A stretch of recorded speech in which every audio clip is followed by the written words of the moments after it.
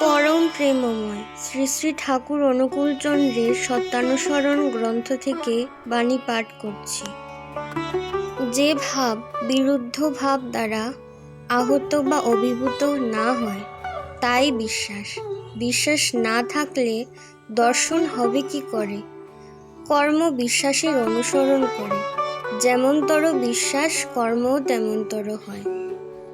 গভীর বিশ্বাসে সবই হতে পারে। বিশ্বাস করো, সাবধান, অহংকার, অধৈর্য ও বিরক্তি না আসে।